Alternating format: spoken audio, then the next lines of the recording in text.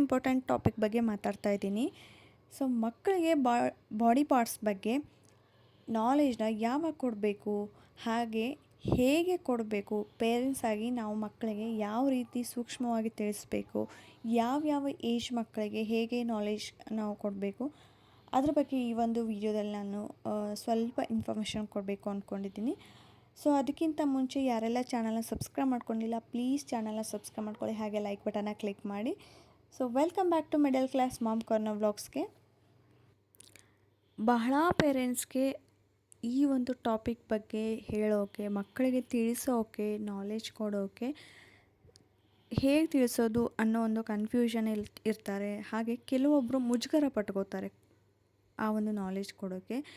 But parents ಆಗಿ ಈ ಒಂದು ನಾಲೆಜ್ನ ನಾವು ಅವ್ರಿಗೆ ಕೊಡೋದು ತುಂಬ ಮುಖ್ಯ ಆಗುತ್ತೆ.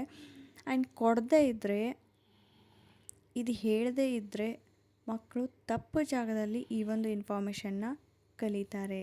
ಸೊ ಅದಕ್ಕೆ ಅವಕಾಶ ಕೊಡಬಾರ್ದು ಪೇರೆಂಟ್ಸು. ಅದಕ್ಕಿಂತ ಮುಂಚೆನೇ ಪೇರೆಂಟ್ಸ್ ಆಗಿ ನಾವೇ ಅವ್ರಿಗೆ ಅದ್ರ ಬಗ್ಗೆ ಸ್ವಲ್ಪ ನಾಲೆಜ್ ಕೊಟ್ಟರೆ ಒಳ್ಳೆಯದು ಅಂತ ನನಗನ್ಸುತ್ತೆ. ಸೊ ಇವಾಗ ನಾನಿಲ್ಲಿ ಬ್ರೇಕ್ಫಾಸ್ಟ್ಗೆ ಅಂತ ಹೇಳ್ಬಿಟ್ಟು ರಾಗಿ ದೋಸೆ ಮಾಡ್ತಾಯಿದ್ದೀನಿ. ಸೊ 2-3 ಸತಿ ನಾನು ರಾಗಿ ದೋಸೆ ರೆಸಿಪಿನ ಶೇರ್ ಮಾಡಿದ್ದೀನಿ, ಹೋಗಿ ಒಂದು ಸರ್ತಿ ಚೆಕ್ ಮಾಡಿ. ಇವಾಗ ಚಟ್ನಿ ಮಾಡ್ಕೋತಾ ಇದ್ದೀನಿ. ಸೊ ಚಟ್ನಿಗೆ ಶೇಂಗಾ, ಕೊತ್ತಂಬರಿ, ಹಸಿಮೆಣ್ಸಿಕಾಯಿ, ಒಂದು 2-3 ಎಸಳು ಬೆಳ್ಳುಳ್ಳಿ, ಶುಂಠಿ, ಸೊ ಇದಿಷ್ಟನ್ನು ಹಾಕಿಬಿಟ್ಟು ಚೆನ್ನಾಗಿ ರುಬ್ಕೋಬೇಕು. ಚಟ್ನಿ ರೆಡಿ ಆಗುತ್ತೆ. ಆ್ಯಂಡ್ ರಾಗಿ ದೋಸೆ ಮಕ್ಕಳಿಗೆ ಹೆಲ್ತಿಗೆ ತುಂಬಾ ಒಳ್ಳೆಯದು. ಈ ಹಾಲು ಕೊಡ್ತೀವಲ್ವ ಕ್ಯಾಲ್ಶಿಯಮ್ಗೋಸ್ಕರ, ಸೊ ಕ್ಯಾಲ್ಶಿಯಮ್ ಯಾರೆಲ್ಲ ಮಕ್ಕಳು ಹಾಲು ಕುಡಿಯೋದಿಲ್ಲ ಅಂಥವರು ಅವರ ಒಂದು ಫುಡ್ಡಲ್ಲಿ ರಾಗಿನ ಆ್ಯಡ್ ಮಾಡೋದ್ರಿಂದ ವೇಟ್ ಗೇನ್ ಆಗುತ್ತೆ ಆ್ಯಂಡ್ ಕ್ಯಾಲ್ಶಿಯಮ್ ಸಿಗುತ್ತೆ.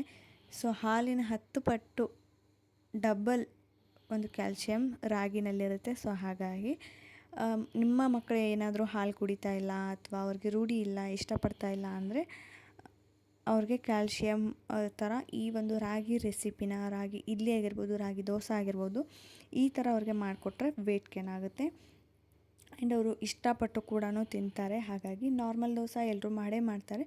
ಅದಕ್ಕಿಂತ ಈ ಥರ ರಾಗಿನ ನೆನೆ ಇಟ್ಟು ದೋಸೆ ಮಾಡೋದ್ರಿಂದ ಹೆಲ್ತಿಗೆ ತುಂಬ ಒಳ್ಳೆಯದು.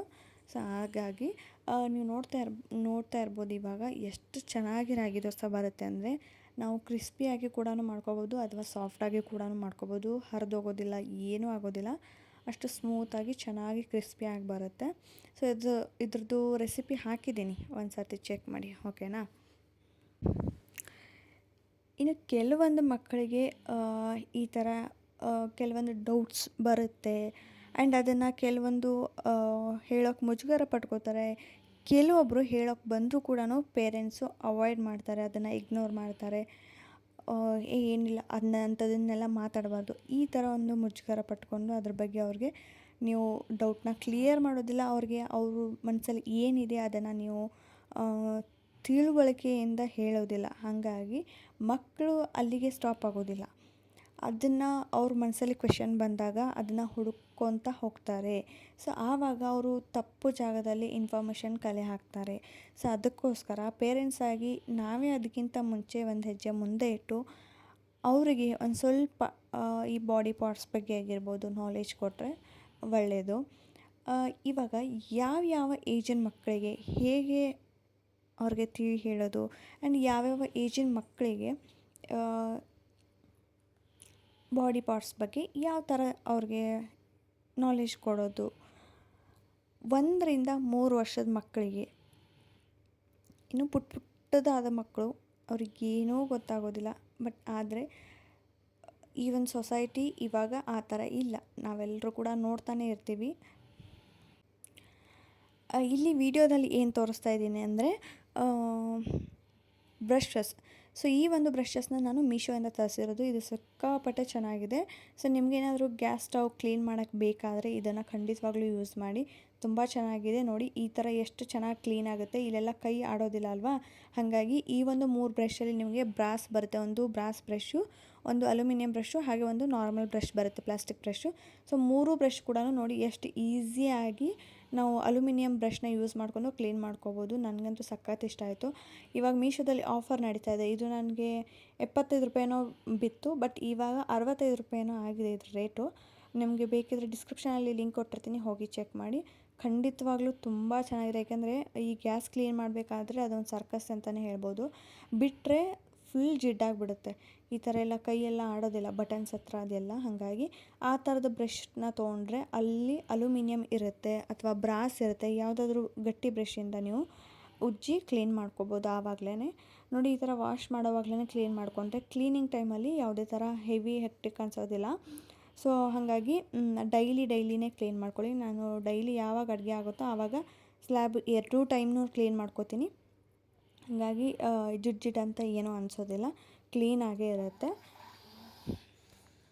ಇದು ಪ್ರಾಡಕ್ಟದ್ದು ಏನಾದರೂ ಲಿಂಕ್ ಬೇಕಿದ್ದರೆ ನಾನು ಕೊಟ್ಟಿರ್ತೀನಿ, ಚೆಕ್ ಮಾಡಿ. ಇವಾಗ ಆಫರ್ ನಡೀತಾ ಇದೆ, ಸೊ ತುಂಬ ಕಡಿಮೆ ಪ್ರೈಸಲ್ಲಿದೆ. ಹೋಗಿ ಒಂದು ಸರ್ತಿ ಚೆಕ್ ಮಾಡಿ, ಇಷ್ಟ ಆದರೆ ಬೈ ಮಾಡ್ಬೋದು. ಓಕೆನಾ? ಇನ್ನು 1 ರಿಂದ 3 ವರ್ಷದ ಒಳಗಿನ ಮಕ್ಕಳಿಗೆ ಅವ್ರಿಗೆ ನಾರ್ಮಲಾಗಿ ಇವಾಗ ಸ್ಟಾರ್ಟಿಂಗಲ್ಲಿ ಕಣ್ಣು, ಮೂಗು, ಕಿವಿ, ಕೈ, ಕಾಲು, ಹೊಟ್ಟೆ ಈ ಥರ ಒಂದು ಬಾಡಿ ಪಾರ್ಟ್ಸ್ ಬಗ್ಗೆ ಅವ್ರಿಗೆ ನಾಲೆಜ್ ಕೊಡಿ. ಅದು ಯಾವ ಥರ ಗೇಮ್ ಥರ ಅವ್ರಿಗೆ ಆಟ ಆಡಿರೋ ಥರ ಇರಬೇಕು. ಸೊ ಆಟ ಆಡ್ತಾನೆ ಇದೆಲ್ಲದ್ರ ಬಗ್ಗೆನೂ ಅವ್ರಿಗೆ ಪರಿಚಯ ಮಾಡಿಕೊಡ್ಬೇಕು. ಆ್ಯಂಡ್ ಇನ್ನೊಂದು 3 ರಿಂದ 5 ವರ್ಷದ ಮಕ್ಕಳಿಗೆ, ಸೊ ಈ ಒಂದು ಏಜು ತುಂಬ ಇಂಪಾರ್ಟೆಂಟ್ ಆಗುತ್ತೆ. ಸೊ ಈ ಸಮಯದಲ್ಲಿ ಪೇರೆಂಟ್ಸು ಪ್ರೈವೇಟ್ ಪಾರ್ಟ್ ಬಗ್ಗೆ, ಈ ಒಂದು ಕಾನ್ಸೆಪ್ಟ್ ಬಗ್ಗೆ ಅವ್ರಿಗೆ ಎಕ್ಸ್ಪ್ಲೇನ್ ಮಾಡಬೇಕು. ನಿಧಾನವಾಗಿ ಎಕ್ಸ್ಪ್ಲೇನ್ ಮಾಡಿ, ಯಾಕಂದರೆ ಮಕ್ಕಳ ಮನಸ್ಸು ತುಂಬ ಸೂಕ್ಷ್ಮ ಇರುತ್ತೆ. ಆ್ಯಂಡ್ ನೀವು ಹೇಳೋ ಒಂದು ಪದಗಳು, ನೀವು ಯೂಸ್ ಮಾಡೋದು ಆ್ಯಂಡ್ ನಿಮ್ಮ ಬಿಹೇವಿಯರ್, ಸೊ ಇದು ಎಲ್ಲದ್ರ ಮೇಲೇನೂ ಡಿಪೆಂಡ್ ಇರುತ್ತೆ. ಯಾಕಂದರೆ ನಿಮ್ಮ ಒಂದು ಬಿಹೇವಿಯರ್ ಆಗಿರ್ಬೋದು, ನೀವು ಮಾತಾಡೋದ್ರಲ್ಲಿ ಸ್ವಲ್ಪ ಚೇಂಜಸ್ ಆಗಿರ್ಬೋದು, ಅಥವಾ ನೀವು ಅರ್ಧಂಬರ್ಧ ವಿಷಯ ಅವ್ರಿಗೆ ತಿಳಿಸಿದರೆ ಅವ್ರಿಗೆ ಇನ್ನೂ ಡೌಟ್ಸ್ ಹುಟ್ಕೊಳ್ಳುತ್ತೆ, ಕನ್ಫ್ಯೂಷನ್ ಹುಟ್ಕೊಳ್ಳುತ್ತೆ. ಹಾಗಾಗಿ ಅದ್ಯಾವುದೂ ಬರದೇ ಇರೋ ಥರ ಕ್ಲಿಯರಾಗಿ ಮಕ್ಕಳಿಗೆ ಸ್ವಲ್ಪ ತಿಳಿ ಹೇಳಿ. ಸೊ ಮಕ್ಕಳಿಗೆ ಸಿಂಪಲಾಗಿ ಹೇಳಬೇಕು, ನಮ್ಮ ಬಾಡಿನಲ್ಲಿ ಕೆಲವು ಪಾರ್ಟ್ಸು ಪ್ರೈವೇಟ್ ಆಗಿರುತ್ತೆ. ಸೊ ಅವುಗಳನ್ನು ಯಾರೂ ಟಚ್ ಮಾಡಬಾರ್ದು. ಅಮ್ಮ ಆಗಿರ್ಬೋದು ಅಥವಾ ಹಾಸ್ಪಿಟಲ್ಗೆ ಹೋದಾಗ ಡಾಕ್ಟರ್ಸ್ ಆಗಿರ್ಬೋದು ಟಚ್ ಮಾಡ್ಬೋದು. ಆದರೆ ಡಾಕ್ಟರ್ಸು ಕೂಡ ಅಮ್ಮ ಅಪ್ಪ ಇದ್ದಾಗ ಮಾತ್ರ ಅವರು ಚೆಕ್ ಮಾಡಬೇಕು. ಅದನ್ನು ಬಿಟ್ಟರೆ ಯಾರ ಹತ್ರನೂ ನಿನ್ನ ಒಂದು ಬಾಡಿ ಪಾರ್ಟ್ಸ್ ಹತ್ರ, ಪ್ರೈವೇಟ್ ಪಾರ್ಟ್ ಹತ್ರ ಟಚ್ ಮಾಡಿಸ್ಬಾರ್ದು. ಅದು ನಿನ್ನ ಬಾಡಿ, ನಿನ್ನ ಜವಾಬ್ದಾರಿ. ಹಾಗಾಗಿ ಮಕ್ಕಳಿಗೆ ಈ ಥರ ಸೂಕ್ಷ್ಮವಾಗಿ ತಿಳಿ ಹೇಳಬೇಕು. ಸೊ ಇದ್ರ ಬಗ್ಗೆ ನಾಲೆಜ್ ಕೊಟ್ಟಾಗ ಅವ್ರಿಗೆ ಒಂದು ಸ್ವಲ್ಪ ಅರ್ಥ ಆಗುತ್ತೆ. ಸೊ ಇನ್ನು ಚಿಕ್ಕ ಮಕ್ಕಳು 3 ರಿಂದ 5 ವರ್ಷ ಅಂದರೆ ಚಿಕ್ಕ ಮಕ್ಕಳು, ಇಲ್ಲ ಅಂತಲ್ಲ. ಬಟ್ ಇವಾಗಿನ ಒಂದು ಮಕ್ಕಳಿಗೆ ನಾವು ಕರೆಕ್ಟಾಗಿ ತಿಳಿ ಹೇಳಿದರೆ 100% ಅವ್ರಿಗೆ ಒಂದು ಸ್ವಲ್ಪ ಅರ್ಥ ಆಗುತ್ತೆ. ಇನ್ನು 6 ರಿಂದ 10 ವರ್ಷದ ಮಕ್ಕಳಿಗೆ ಅವ್ರಿಗೆ ಗುಡ್ ಟಚ್, ಬ್ಯಾಡ್ ಟಚ್, ಸೇಫ್ ಟಚ್ ಇದೆಲ್ಲ ಕೂಡ ಆಲ್ಮೋಸ್ಟ್ ಸ್ಕೂಲಲ್ಲಿ ಅವ್ರಿಗೆ ತಿಳಿ ಹೇಳಿರ್ತಾರೆ, ಗೊತ್ತಾಗಿರುತ್ತೆ. ಆ್ಯಂಡ್ ಪೇರೆಂಟ್ಸ್ ಆಗಿ ಇದನ್ನು ನೀವು ಕೂಡ ಹೇಳಿ. ಯಾಕಂದರೆ ಈ ಏಜಲ್ಲಿ ಮಕ್ಕಳಿಗೆ ಹೆಚ್ಚು ಕ್ವೆಶನ್ಸ್ ಬರುತ್ತೆ, ಹೆಚ್ಚು ಕ್ವೆಶನ್ಸ್ ಕೇಳ್ತಾರೆ ಅವರು.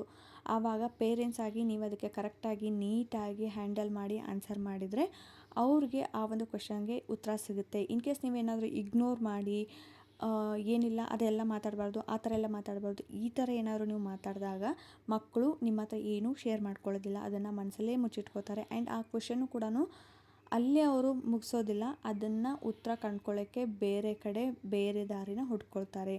ಸೊ ಆ ತಪ್ಪು ಮಾಡಬಾರ್ದಂದರೆ ಪೇರೆಂಟ್ಸೇ ಅದಕ್ಕೆ ಆನ್ಸರ್ ಕೊಡಿ, ಸೂಕ್ಷ್ಮವಾಗಿ ಆನ್ಸರ್ ಕೊಡಿ. ಓಕೆನಾ? ಸೊ ಆ ಒಂದು ಕ್ವೆಶನ್ನು ಅವರಿಂದ ಹೋಗಲಾಡಿಸಿ.